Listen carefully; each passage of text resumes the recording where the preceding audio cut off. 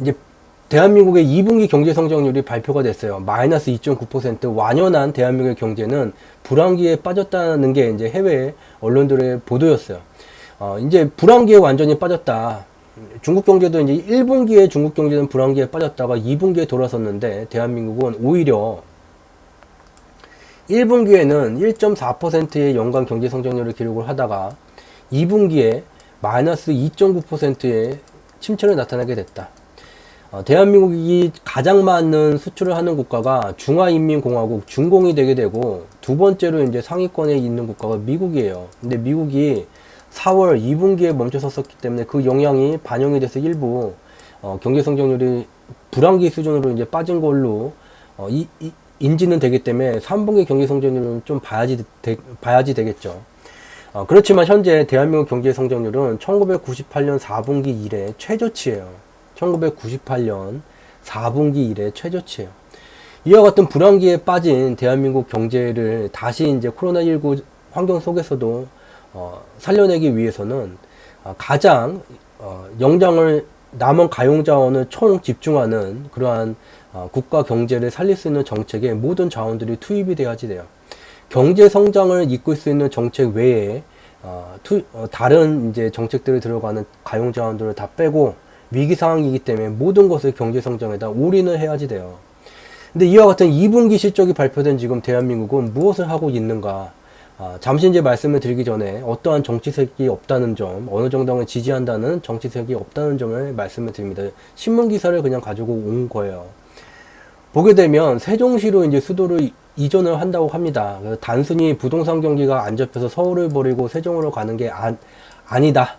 이미 노무현 정부 때부터 지방을 수도권을 넘어서 고루 이제 국토발전과 국가 경제를 고르게 이제 발전시키기 위해서 이와 같은 행정 수도를 세종시로 가져갔었고, 이제는 서울을 그냥 이제 경제상의 수도로 두고 나머지 행정기관 다 국회와 청와대를 세종시로 이제 가져가자라는 이제 주장이 나오고 있는 중이에요. 특히 이제 반대쪽에서는 이제 관습 헌법상으로 이미 수도를 서울이 아닌 곳으로 옮기는 것은 위헌 판결이 난 바 있다. 그렇지만 이제 또 다른 쪽에서는 국민의 눈높이가 달라졌고 시기가 지났기 때문에 국민이 원한다면 갈 수 있는 것이다. 이와 같은 이제 찬반 여론이 만들어지고 있는 중이에요. 근데 굉장히 안타까운 점이 지금 이 행정수도를 옮기는 것을 떠나서 지금 가장 여기에 이제 행정수도를 옮기는 거에 TF팀, 태스크포스 팀이 만들어졌대요. 근데 가장 안타까운 점은 대한민국 경제가 지금 불황기에 빠졌어요. 불황기에 빠졌다는 것은 어떠한 중요한 경제정책보다도 모든 자원을 이 경제성장에 관련된 정책이 최상위에 오도록 경제정책이 진행이 되어야지 되는 시기가 아닌가 그런 생각이 들게 됩니다. 또한 2017년 5월서부터 현재까지 계속해서 많은 시간과 많은 자원이 투입된 핵심 정책 중에 하나가 부동산 규제 정책이었어요. 특히 대한민국은 부동산 가격이 올라가게 되면 투기에 의한 것이다. 특히 강남의 현금부자들이 투기를 조장한다. 이 강남권을 조준을 해서 2017년 6월 19일을 기점으로 계속해서 규제를 해오고 있는 중이에요. 이것에 많은 자원이 들어갔어요. 근데 얘가 이제 안 잡히고 세종으로 수도를 이전을 한다는 얘기가 나오게 되니 세종시에 20평대의 아파트가 10억 원을 넘어가는 상태가 나타나게 되는 거예요. 서울의 강남에도 과열 상태, 세종으로 이전한다는 말이 나오니까 세종 부근에도 이제 과열 상태. 2017년 6월 19일서부터 강력한 부동산 규제 정책, 시간과 많은 자원을 투입한 이 정책의 성과가 과연 있는 것인가? 그리고 또 이와 같은 논란을 만들 수 있는 이와 같은 정책이 하필 왜 대한민국의 경제가 불황기로 빠져있는 상황에서 최상위 정책으로 진행되는 것인가? 이것에 의문을 가질 수뿐이 없고, 또 하나 생각해 볼 것은 지금 가장 중요한 것은 마이너스 경제가 불황기 1998년 이래 마이너스로 빠졌어요. 처음으로 이러한 불황기에 와 있는데 세종시로 수도를 이전을 하게 된다면 대한민국의 경제 성장률이 달라지는가? 2017년도 3.2%의 경제 성장률, 2018년도 2.7%의 경제 성장률, 2019년도 2.0%의 경제 성장률. 새로운 경제 정책이 2017년 5월부터 적용이 되게 됐고, 새로운 정책의 효과는 저희 경제지표 스토리텔링이 분석한 경험의 법칙상 6개월 뒤부터 그 효과가 확인이 되게 돼요. 이게 바로 2018년이었어요. 2018년. 그 뒤에 시간이 누적된 경제정책의 성과 2.0%. 세종시로 간다고 얘가 이전의 경제 성장률을 회복할 수 있게 되는가? 코로나19가 덮치기 전에 1.2%의 경제 성장률이 사라지게 되는데, 세종시로 행정수도를 바꾸게 된다면 짠하고 다음날부터 1.2%의 경제 성장률이 나타나게 되는가? 또 하나, 2017년 6월 19일서부터 지속적으로 강력한 부동산 규제 정책을 추진해 왔어요. 그 근거는 투기다. 투기 세력이 부동산 가격 상승을 조장한다. 근데 계속 강남권을 두고서는 이제 얘기를 하게 됐죠. 대한민국에서 호가가 가장 높은 곳을. 근데 저희 경제지표 스토리텔링은 2018년도서부터 지속적으로 국제통화기금이 분석한 전세계 주택 경기를 분석한 내용들을 공유드려 왔어요. 2020년 4월 8일 기준으로 업데이트된 IMF 국제통화기금이 분석한 글로벌 주택 경기예요. 주택 경기 지수예요. 2008년 글로벌 금융 위기 시기에 글로벌 부동산 버블이 붕괴됐는데, 이미 2013년도서부터 2016년도서부터 2016년 2분기 이래로 2008년 수준을 넘어가는 주택가격 붐이 진행되고 있다. 이러한 붐의 특징은 2008년도에는 무리한 이제 서브프라임 모기지를 사용했기 때문에 국토 전체가, 주요한 국가들의 국토 전체의 가격이 올라가는 특징이었다면, 현재 진행되고 있는 것은 그 나라의 수도와 그 수도 임금만 과열되게 상승되는 현상이 나타나게 된다. 즉 강남권만 상승하는 게 아니라 미국이 됐든 호주가 됐든 일본이 됐든 영국이 됐든 독일이 됐든 그 수도와 수도 임금만 상승세가 강하게 진행되는 그 현상이 다른 나라에도 진행되고 있다는 거예요. 또 하나, 실제 물가를 고려한 주택 매매가 상승률을 보게 되면 대부분의 국가들은 이와 같이, 대부분의 국가들은 IMF가 조사한 대부분의 국가들의 부동산 가격이 이와 같이 폭발적으로 상승 중이다. 대한민국은 여기 있어요. 이게 과연 과열인가? 이게 바로 투기로 얼룩진 대한민국의 부동산 경기인가? 왜 IMF는 2018년도, 제가 이제 확인한 시점이 2018년도였으니까 그렇지, 이전부터 자료가 만들어져 왔어요. 왜 IMF는 다르게, 대한민국 정부와 다르게 바라보고 있는 것인가? 또 하나 중요한 IMF가 분석한 내용이에요. 수입 대비 주택 매매가예요.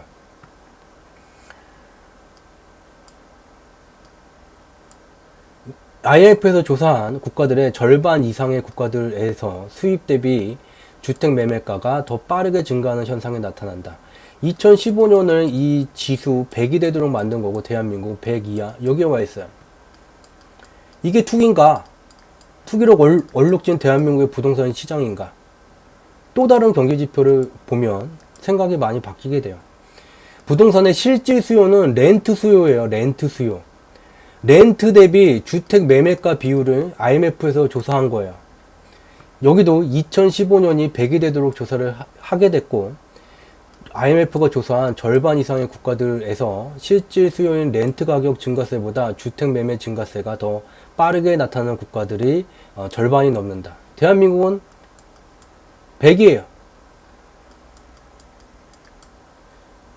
이것이 대한민국의 현실이에요. 대한민국의 부동산 경기가 투기에 의해서 완전히 진흙탕이 되어버렸는가? 아니라는 것을 알 수가 있어요. 특히 얘는 상대 강도를 비교를 한 거예요. 실질 수요 대비 주택 매매가. 앞서 살펴본 것은 실질 수입 대비 주택 가격. 강남권만을 바라볼 것이 아니라 호가가 가장 높은 곳을 갖고선 투기라고 볼 것이 아니라 전반적으로 전체적으로 통계를 냈을 때 대한민국의 부동산이 다른 국가들과 비교해서 투기로 얼룩진 것인가? 그렇다면 여기에 있는 수많은 국가들은 왜 행정수도를 옮기거나 아니면 강력한 부동산 규제 정책을 몇 년째 더 강화를 하지 않는 것인가? 왜 아파트를 팔면은 그 돈을 어디다가 쓸 거고, 아파트를 살려고 돈을 갖고 오면 그 돈이 어디서 났는지를 다른 국가들은 왜 확인을 하지 않는가? 이것을 생각해 볼 필요가 있다는 거예요. 또 하나, 이전에 공개방송에서 살펴본 바와 같이 2017년 6월 19일서부터 강력한 부동산 규제 정책이 계속 진행이 되고 있는 중이에요. 부동산 규제 정책이 진행이 되게 되면 어느 국가든지 간에 결국에는 유동성이 일정 수준 이상 넘어가지 못하는 유동성을 제한하는 정책으로 가게 돼요. 여기에 빨간 선으로 나타낸 게 대한민국의 원화 유동성 증감 속도예요. 얘는 이제 이와 같이 줄어들고 있었고, 그러함에도 불구하고 미 달러 대비 원화의 환율이, 원화가 유동성이 줄어들면은 당연히 얘가 밑으로 내려와야지 되는데 상승되는 현상이 나타나고 있는 중이에요. 이와 같이 정책에 유도되지 않은 특정 국가 화폐 가치의 상승 현상, 이것이 이제 가치 상실 현상이 되게 돼요. 즉 원화 유동성은 줄어드는데 왜 환율이 올라가는가? 두 가지예요. 대한민국 내부에 있던 투자 자본이 원화를 매도를 하고 달러를 매수를 해서 환전해서 해외로 빠져나가고, 두 번째는 대한민국에 일정 수준으로 유입되던 해외 직접 투자 규모가 주요한 경제 지표의 실적 침체를 확인하고선 투자 규모를 줄이게 되면서 유입되는 달러량이 줄어들기 때문에 이와 같은 원화 가치 상실 현상이 나타나게 됩니다. 근데 2019년 8월 이후 현재까지는 미달러 유동성이 지속적으로 증가 속도가 빠르게 증가되기 때문에 원화의 환율을 안정적으로 유지하기 위해서 비례적으로 유동성을 늘리게 되면서 일부 원화 유동성이 늘어나게 되면서 대한민국 부동산 시장이 정부의 뜻과는 달리 잘 잡히지가 않는 중이에요. 왜냐? 기존 주택 경기가 제일 먼저 유동성 증가가 되게 되면 주식시장보다 더 빨리 반응을 하기 때문이죠. 그래서 이와 같은 상황이다. 또한 이와 같은 부동산 규제 정책이 진행되는 동안 유동성이 제한되게 됨으로써 대한민국의 통화 유통 속도, 대한민국이 활성화되게 되려면 대한민국의 부가가치를 만드는 경제 주체들의 통화 한 단위가 얼마나 빨리 회전하는지 통화 유통 속도가 굉장히 중요하게 되고, 자동차의 RPM과 같아요. RPM 엔진 회전수가 높으면 자동차가 원활하게 출발을 할 수 있는 것과 같이 이 RPM 수가 높아야 됐는데 2017년 이후로 이와 같이 통화 유통 속도가 감속되고 있어요. 이전에도 통화 유통 속도가 감속됐지 않습니까? 네. 맞아요. 근데 중요한 것은 저희 경제지표 스토리텔링 분석한 바에 따르자면 0.74 통화 유통 속도를 가졌을 때는 일시적으로 원화 유동성이 증가되게 되면 주요한 경제지표들의 실적 개선세가 그리 많은 시차를 두지 않고 바로 나타나게 됐어요. 그렇지만 0.74를 이탈한 이후에는 일정 기간 유동성을 단기적으로 늘리더라도 주요 경기지표의 침체세가 지속되게 돼요. 즉 0.74가 대한민국이라는 경제가 활성화되기 위해 필요한 최소한의 RPM이었다는 것을 알 수 있고, 매우 안타까운 점은 2020년 1분기 기준으로 대한민국의 RPM은 0.64로 내려와져 있어요. 다행히 미달러 유동성이 2019년 9월 이후로 빠르게 증가가 되게 되면서 어쩔 수 없이 원화 유동성이 안정적인 원화 환율을 유지하기 위해서 증가되고 있기 때문에 일부 여기 RPM이 높아졌을 수는 있겠지만, 대한민국의 2분기 마이너스 경제 침체로 빠진 상황에서 이 임계 수준의 유동성까지 얘를 이제 끌어올려야지 되고, 이러한 유동성이 공급되면 국가의 부가가치를 만드는 주체들의 이와 같은 유동성 공급과 투자를 어떻게 늘릴 것이니, 여기에 모든 역량이 모아져야 되는 불경기인데 현재 대한민국에서 이슈가 되고 있는 것은 이것과는 거리가 너무 먼 것 같다. 같은 기간에 세계에서 가장 많은 부를 일구는 국가 미국을 봐라. 정책적으로 기인해서 부동산 경기를 계속해서 육성해 왔었고, IMF에서 만드는 지표와 같이 지표를 머니가 결과 분석을 하게 된다면 자국의 부동산 경기가 투기인지 아닌지 명확하게 알 수 있다. 그들의 결과는 코로나19가 닥쳐서 부분 재가동뿐이 하지를 못하고 일부 주는 다시 폐쇄가 되는 상황 속에서도 이와 같은 기존 주택 판매 실적이 개선되고 있다. 정책에 유도돼서. 이게 의미하는 바가 크다. 그리고 이제 추가적으로 보게 되면 미국은 현재 인플레이션율이 2%가 넘어가는 이러한 조건이 갖춰질 때마다 기존 주택 판매 건수가 상승하는 이와 같은 특징을 만들어 왔다. 현재 아직 인플레이션율이 2%에 이르지 못한 0.6% 정도 6월 기준으로 만들고는 있지만, 이전에 부동산 경기가 전체가 활성화되는 수준이었기 때문에 예상은 굉장히 단기간에 탄력적으로 실적이 개선되고 있다. 그리고 여전히 미국은 일정 수준 이상의 유동성이 공급되고 있고, 그리고 충분히 낮은 모기지 금리가 적용되고 있다. 이 두 가지 조건이 함께 맞물려 있다. 2010년도 이래로 이 두 가지 조건이 맞물렸었던 기간은 2019년 9월서부터 코로나19가 덮치기 전까지였고, 그 다음에 셧다운 됐다가 지금이 다시 얘가 맞물리고 있는 시절이다. 그래서 미국 부동산 경기가 이러하다면 또한 글로벌 부동산 경기는 17년의 주기를 갖고 국가가 다름에도 글로벌 유동성에 따라서 함께 움직인다. 즉 미국의 부동산 경기가 이와 같다면 영국의 부동산 경기, 독일의 부동산 경기, 심지어 폐가가 늘어난다는 일본의 부동산 경기, 중국의 부동산 경기 같은 시기에 다 같이 움직인다. 글로벌 유동성에 따라 움직인다. 대한민국만 규제를 하게 되면 대한민국에서 이제 돈을 빌려서 사게 되는 서민들은 집을 못 사게 되지만, 글로벌 경제는 자본주의이기 때문에 중국의 왕서방이 와서 얘를 사고 독일에 있는 귀족이 와서 얘를 사고 결국은 한국인들은 다 매물을 털게 되고 외국인이 가져가게 된다. 과연 무엇을 위해 2분기 경제 침체에 빠진 대한민국 경제에 수도를 옮기는 것이 중요한가? 부동산 규제 정책을 지속하는 게 중요한가? 어떤 것이 중요한가를 결정해야지 되는 의사결정의 순간이 왔다.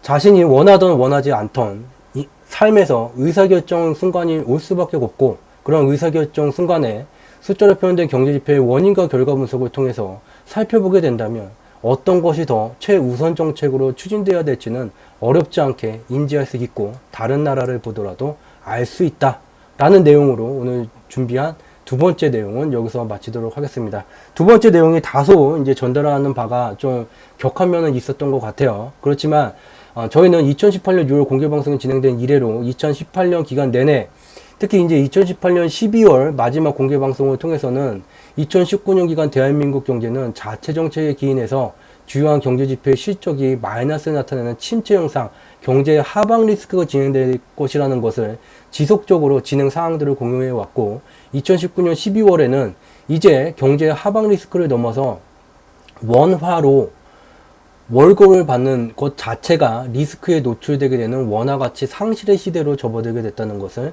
공유해 왔습니다. 다만 이제 2020년에는 코로나19 변동성이 많아지게 되면서 그러한 이제 내용들을 자주는 안 다루게 됐지만, 오늘 오랜만에 이 분석했던 내용들을 다시 한번 업데이트된 버전으로 공유를 드렸습니다. 여기 네이버에 경제지표 스토리텔링이라고 이제 치게 되면 여기 블로그가 나오게 돼요. 그래서 이 블로그를 통해서 특정 이제 매우 작은 주제에 관련돼서 좀 공유를 드리고, 여기에 연관 검색어에 주상지라고 이제 누르게 되면 주상지 카페에 이제 연결이 되게 돼요. 그래서 주상지 카페는 시황 분석이 제공이 되게 되는데, 여기에 좀 더 인덱스 리뷰, 심층 리뷰가 들어가져 있어요. 그리고 과거에 이제 분석했었던 자료들은 이게 무료 콘텐츠라는 요 속에 공개방송 다시 보기 전체를 통해서 여기서 이제 해당 주제를 찾아볼 수가 있고, 현재는 이제 발행을 하지는 않지만 월간 주상지라는 매거진도 발행이 됐었고, 이 자료는 PDF로 되어 있어서 다운로드를 받으실 수가 있고, 공개방송에서 현재는 오픈 수위를 지금 진행하는 수준이 많이 줄인 거예요. 그래서 예전에는 더 오픈 수준이 컸었다. 그 내용들을 여기서 확인해 볼 수 있다는 점 참고로 말씀드리도록 하겠습니다. 네, 늦은 시간까지 저희 경제지표 스토리텔링에서 매주 화요일, 목요일 밤 10시에 진행하는 공개방송 밤을 잊은 그대에 참여해 주셔서 진심으로 감사드리도록 하겠습니다. 고맙습니다.